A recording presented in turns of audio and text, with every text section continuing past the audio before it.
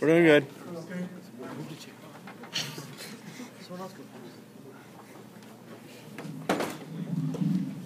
I got that.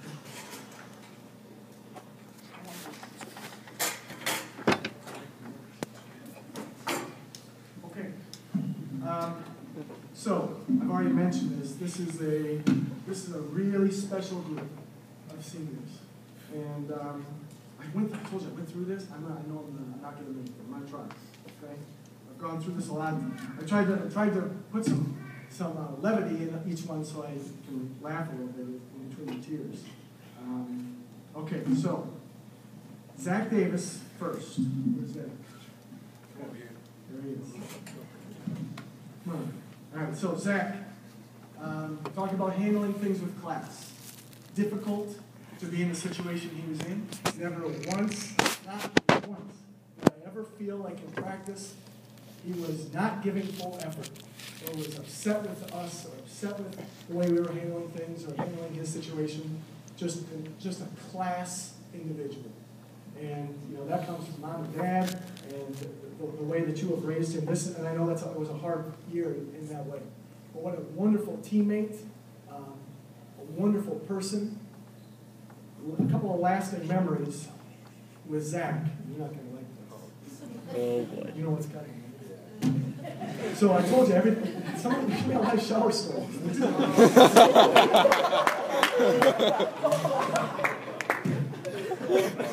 So it's up to you. No, it's so again, there's always commotion coming from the shower. Yep. So we kind of just double check and make sure everything's okay. This is a staple of our program. If you think back, if you've been around long enough, where are the beans right here? And so they know what's coming. They used to do this ridiculous penguin thing where they'd slide on their bellies from outside the shower into the bathroom, which is really gross. And so Brad Mead, Bryce's older brother, was doing it and clipped the door on the way out, sliding on his belly. And we're in the coach's office, and somebody said, "Coach, Brad's hurt." So we come running out there, and he's standing like this, with his back to me. And there's just blood running down his leg. So I'm thinking this just awful, please no, right? I run over, and it's gashed the inside of his thigh. It's wide open. So this has been going on for a long time. This is my point. So I come in, and they're singing, and the music is ridiculous. Yeah. And they're all dancing. And they're all dancing. And they're all dancing alone. Except for Zach.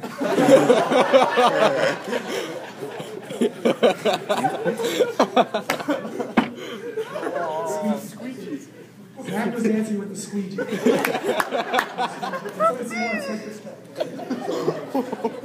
And does he have some moves? So, just one of the many. I mean, they all happen. Now your brains are just turned, aren't they? I love all these guys. Zach Davis, I'm going to miss you, man. I really appreciate everything you've done for our program. The fact that you constantly will put the welfare of the team first speaks volumes for you. I appreciate that.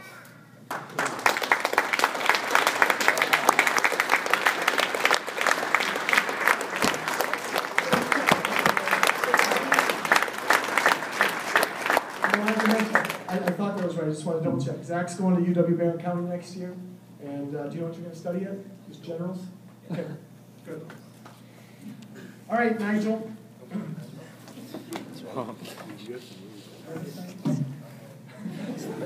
It's your birthday. I should probably go eat. Nigel, obviously, basically playing 2 years of high school ball, missing your freshman year and your junior year. You're not going to be the player you would probably have been physically. It's virtually impossible. So for him to have the kind of year that he had under those circumstances is remarkable and really special. You know, he carved out a niche for himself. Again, understanding who you are and what you can do and what you don't do well. Nigel can flat out shoot, and everybody knows that.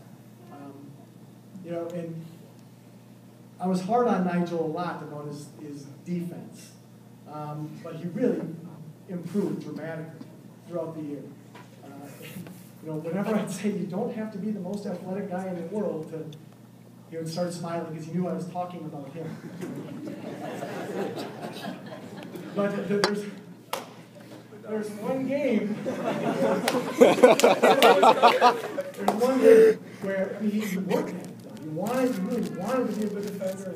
And one of the things defensively that we really tried to do was get the ball in the middle third of the floor and force things to the outside. And we talk about it doesn't matter how you get there, you just got to get there. And it's going to be hard to recreate, but if you can envision like the Keystone Cops chasing somebody around, that's what it was like. Nigel came flying out, and the guy kind of came to the middle, and he just turned, and it was the most awkward kind of. I don't know how many times we watched it as a group, but it was great because we just kept saying that's what you got to do. You got to try to find a way to get that done. That was also the game, by the way, where before the half there was a Nigel stuck his nose in on a double team, and the kid popped him right. Got him hard, right under the chin. And the ball went to the other end of the floor, and there was a loose ball, and Nigel kind of didn't get involved, probably as much as he otherwise would have. And he's kind of, the whistle blows, and he's kind of holding his jaw. So we sub him out, and he's coming out the floor. I broke my jaw. I broke my jaw. I know I broke my jaw. Well, he says I think. Well, the good news is he did not. He did not break his jaw. I'm sure it stung. But tough, right? Stuck his nose in and did exactly what we asked him to do. I really enjoyed everything that you did for us, Nigel. You're a great leader. You've been a great role model for all the young kids in our program, including your younger brother. And wish you the best. And Nigel's going to UW La Crosse next year, physical therapy, which is perfect. That's a personal experience to pass on. Thank you, Nigel.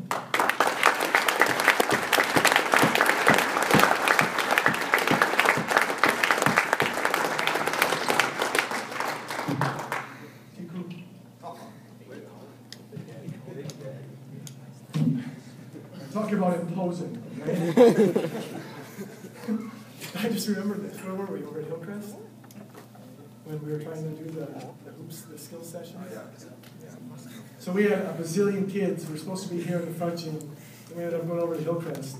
And these guys were great with that, by the way. What a difference that makes to be able to constantly have all the guys there helping to demonstrate and really sells things to our younger kids. Anyway, so we're demonstrating things. And I'm trying to find Tyler, and I can't find him. And it's like 5th and 6th graders.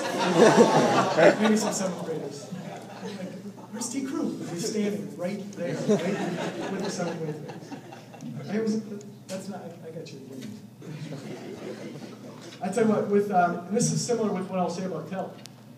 You guys that are juniors on JV, sometimes that's tough to do, right? You feel like, I'm not going to play varsity and this and that. Both of these guys played solely. Wow. Tel banked in the 3 from the corner varsity last year. So he had a couple quarters, but they played the majority of their time was JV last year. And so, I mean, stick your nose in there, play hard, you continue to work and improve, you're going to get your chance. And I just, if you would have told me some of those pictures that were floating around earlier, I can remember when he was a freshman going, I just love him. There's no way he's ever going to play. There's no way. I mean, look, he's this big. And, toughness and high basketball IQ and a willingness to work goes a long way. And his ability to shoot the ball, obviously, gave him an opportunity to play a lot of minutes for us. And just that fearless attitude. How many times do you suppose you cracked your tailbone this year? I thought you did. He's always on the floor. We're getting smashed. Guys, I think the big guys see him coming in and they just don't even go for the ball. There's like this little guy who's going to pound him into the ground. The other thing that you should know is, far and away, Tyler Crew is our best player. Right? Yes, he is. We are the worst dunking team in the state. That's what I'm telling you. We were talking about that a lot. He's the only one I think I've seen make one. CD missed it. He's the only one that didn't see it. Tyler Krill is a wonderful kid. Has been a fantastic teammate. Is really just a consummate. I'm gonna do whatever I can do for my team and help my teammates get better. I've absolutely enjoyed every minute that I have an opportunity to work with you, and thank you for everything.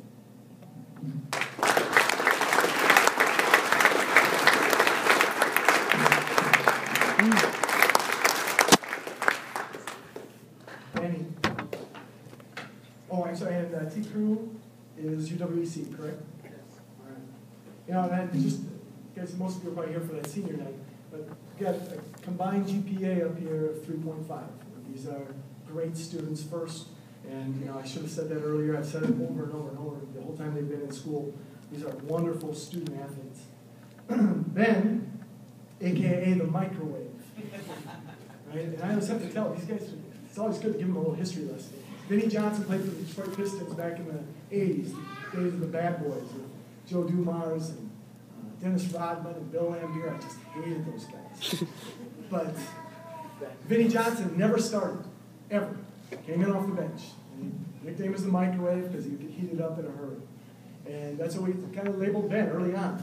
We found a comfort level. We thought Ben was more comfortable coming in off the bench. His skills and his ability to play had nothing to do with that decision. It gave us an opportunity to bring scoring in off the bench, and that's a great thing to have. And I thought he did a wonderful job of embracing that role.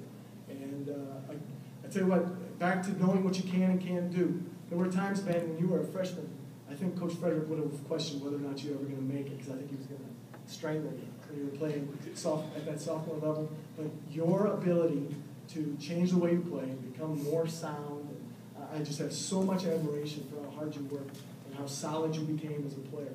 You gave us just a wonderful spark and did so many good things for us. It's really a shame, you know, it's just unfair that you got sick. You know, because really, you handled it great, but to miss as much time as you did and to lose all that weight, that's a hard thing to do. I thought you came back well, and I'm really proud of you in the way you handled the year. And Ben is headed to UWEC as well. Thank you, Ben.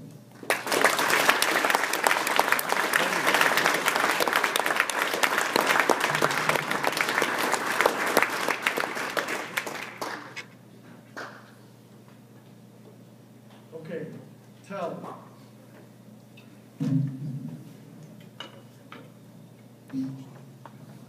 Okay.